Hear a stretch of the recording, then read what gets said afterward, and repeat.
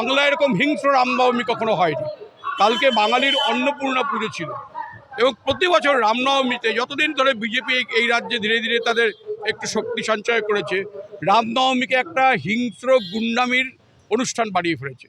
আর কখনো তো কত এত ধর্মীয় অনুষ্ঠান হয়, এত ধর্মীয় অনেক কত কিছু হয় বাংলায়। কখনো তো এরকম মানে রামনবমী মানে এরা গুন্ডামি করবে, ইচ্ছা করে সংখ্যালঘু এলাকায় গিয়ে ভাঙচুর করবে, বোমা মারবে, আগুন জ্বালাবে।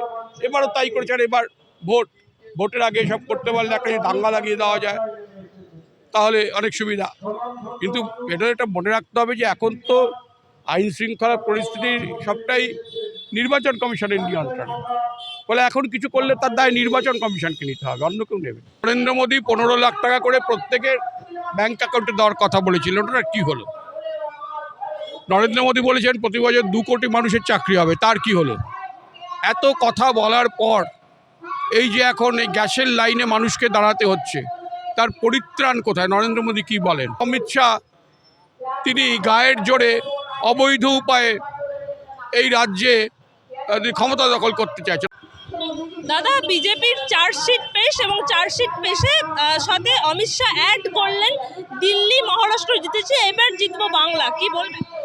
অমিত শাহ 2021-এও এই কথা বলে গিয়েছিলেন, আর বলতে তো কোনো অসুবিধা নেই। উনি কখনোই তো এটা তো কখনো আশা করি না যে উনি বলবেন যে না এবার বিজেপি জিতবে না। ওকে ওর দলের কর্মীদের উদ্বুদ্ধ করতে গেলে, চাঙ্গা করতে গেলে ভোটের সময় এসব কথা বলতে হয়। কিন্তু অমিত শাহ নিজেও জানেন, তার দলের অভ্যন্তরীণ সমীক্ষাতেও এটা ধরা পড়েছে যে বিজেপি এবার এই বাংলায় জেতার অবস্থায় নেই। বিশেষ করে এসআইআর পরবর্তী যে অবস্থা, তাতে বিজেপি এখন বাংলায় জেতার অবস্থায় নেই।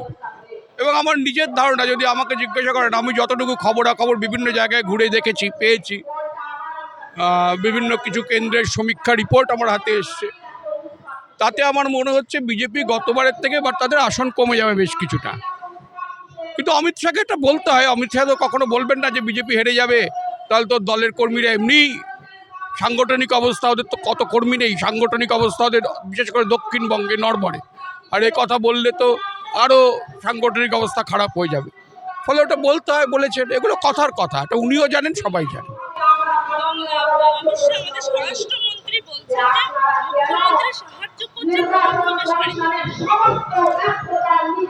এগুলো তো তাকে প্রমাণ দিতে হবে।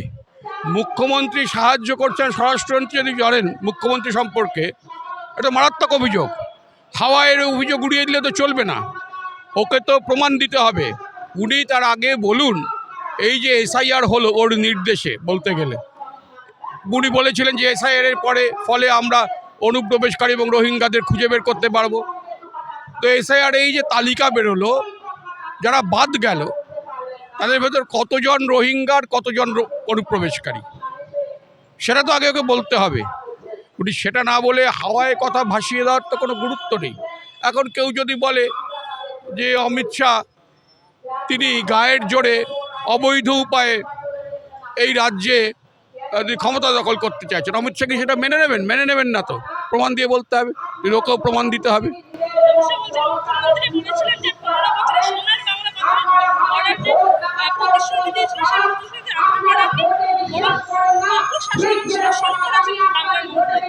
অমিত শাহ একটু বাংলার গ্রামগুলো ঘুরতে পারেন, শুধু ওয়েস্টিন হোটেলে বসে থাকলে তো হবে না। ওকে বাংলার গ্রামে যেতে হবে, দেখতে হবে গ্রামের কি উন্নতি হয়েছে, দেখতে হবে গ্রামীণ মহিলা, দরিদ্র মহিলারা কত উপকৃত হচ্ছে রাজ্য সরকারের বিভিন্ন প্রকল্পের ফলে, এবং গ্রামে গ্রামে বিদ্যুৎ পৌঁছেছে, গ্রামে গ্রামে রাস্তা হয়েছে, গ্রামীণ হাসপাতালগুলির স্বাস্থ্য ফিরেছে, এগুলোকে দেখতে হবে। উনি এসব না বলার আগে উনি বলুন না যে নরেন্দ্র মোদী 15 লাখ টাকা করে প্রত্যেকের ব্যাংক অ্যাকাউন্টে দেওয়ার কথা বলেছিল, ওটা কি হলো? নরেন্দ্র মোদী বলেছেন প্রতি বছর 2 কোটি মানুষের চাকরি হবে, তার কি হলো?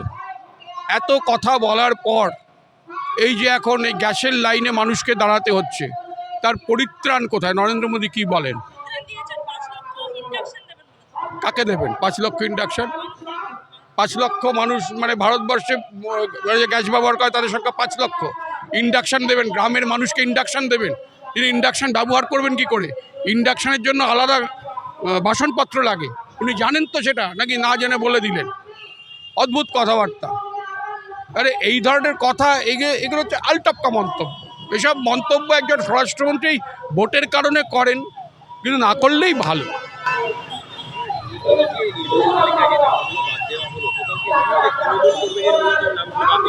আমি তৃণমূল কর্মীর বাদ গেছে কি সিপিএমের বাদ গেছে আমি ও প্রসঙ্গে যাচ্ছি না। যাদের নাম বাদ গেছে তারা প্রত্যেকে বাঙালি এবং প্রত্যেকে কিন্তু গত ভোটেও ভোট দিয়েছিলেন। তাদের নাম কেন বাদ গেল এটা নির্বাচন কমিশন জানাচ্ছে না কেন? এবং ভোটাধিকারটা তো নির্বাচন কমিশনও এদের দেয়নি, বিজেপি আরএসএসও দেয়। এটা সংবিধান স্বীকৃত অধিকার। এই যে তাদের ঝুলিয়ে রাখা হলো, এতগুলো মানুষকে এখনও একটা আশঙ্কার ভেতরে রাখা হয়েছে। বলা হচ্ছে ট্রাইব্যুনাল, ট্রাইব্যুনাল কোথায়?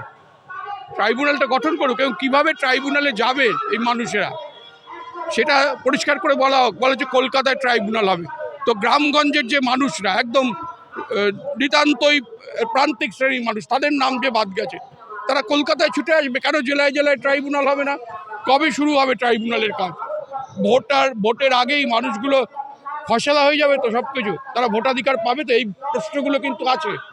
একজনও বৈধ ভোটারকে বাদ দিয়ে কিন্তু নির্বাচন করা যায় না। এটা নির্বাচন কমিশনকে মাথায় রাখতে হবে। যদি সেটা করা হয়, বিশেষ করে এত লক্ষ বৈধ ভোটারকে বাদ দিয়ে যদি নির্বাচন করা হয়, তাহলে সেই নির্বাচন কিন্তু অগণতান্ত্রিক এবং অসাংবিধানিক। আমরা দেখলাম যে জঙ্গিপুরে একটি মর্মান্তিক ঘটনা হলো, দুই পক্ষের মধ্যে দ্বন্দ্ব মাতলো। কোথাও কি মনে হয় যে ভোটের আগে বিজেপি বা আরএসএস ইচ্ছা করে এই ধরনের কার্যকলাপ করছে? প্রতি বছর রামনবমীর সময় রামনবমী তো বাংলায় কখনো এরকম হাতে তরোয়াল নিয়ে বোমা বন্দুক নিয়ে রামনবমী হয়নি। রামও বাঙালির কাছে রামও কিন্তু উপাস্য।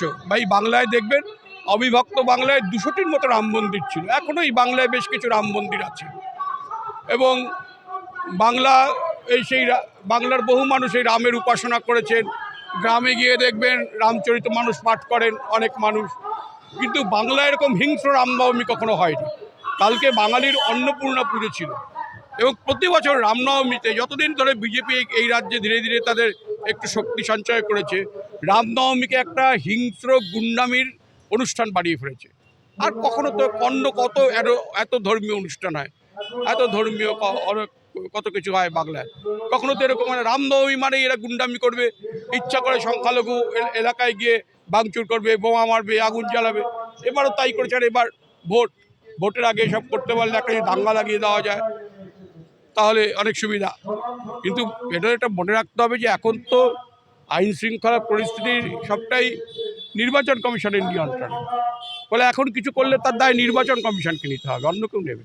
এইগুলোর মধ্যে কি বলতে যে এই সব দাঙ্গা বা আইন শৃঙ্খলা ভঙ্গ করার পর রাষ্ট্রপতির কাছে জোরালোভাবে দাবি করা যেতে পারে? তা দেখুন, যে ধরনের গণ্ডগোল ঘটেছে, কাল কিছু গণ্ডগোল ঘটেছে স্পোরাডিক, কিন্তু তাতে কিন্তু যে পশ্চিমবঙ্গের সব মানুষ জড়িয়ে পড়েছে বা পাল্টা হাঙ্গামা হয়েছে তা কিন্তু হয়নি। মানে সাংঘাতিকভাবে আইন শৃঙ্খলার পরিস্থিতি অবনতি ঘটেছে তা কিন্তু হয়নি। ফলে রাষ্ট্রপতি শাসন জারি করার কোনো যুক্তি নেই বা দাবি করারও কোনো যুক্তি নেই। এত দুর্জনের ছলের অভাব হয় না, এখন ওরা একটা পটকা ফেলে দিয়ে বলতে পারে রাষ্ট্রপতি শাসন জারি করা হোক। আমার মনে হয় না ওই বোকামি বিজেপি করবে।